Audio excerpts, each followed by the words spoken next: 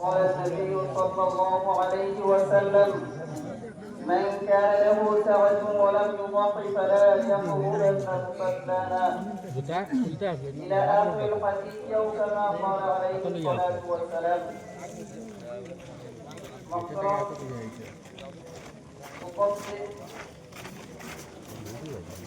হাজিরিনে কেরাম এবং মুরব্বিয়ান এবং আমার ছোট বড় যুবক ভাই সকল, আল্লাহ তাবারাকা ওয়া তাআলার কাছে লাখ কোটি শুকরিয়া যে এই পবিত্র দিন, পবিত্র ঈদুল আযহার নামাজ আদায় করার জন্য আমরা এই পবিত্র ঈদগাহ মাঠে উপস্থিত হয়েছি।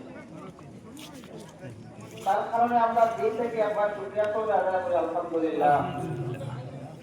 মুহতারাম উপস্থিত হাজিরিনে কেরাম, আজকে এই যে পবিত্র ঈদের দিন, আমরা জানি যে বছরে দুটি ঈদ আমরা পালন করি, যেটি একটি নাম হচ্ছে ঈদুল ফিতর আর আরেকটি হচ্ছে ঈদুল আযহা। ঈদুল ফিতর আমরা জানি যে রমজানের পরে এক ঈদ, আর ঈদুল আযহা যেটি হইল যে আমরা গ্রামের ভাষায় বলি যে কুরবানির ঈদ।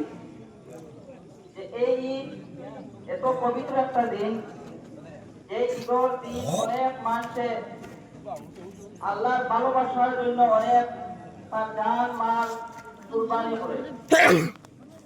আল্লাহ পাক রব্বুল আলামিন কোরআনে কারীমের মধ্যে এই দিনের বিভিন্ন জায়গায় আয়াত নাযিল করা হয়েছে। এই কুরবানির সম্পর্কে অনেক ঘটনা উল্লেখিত আছে।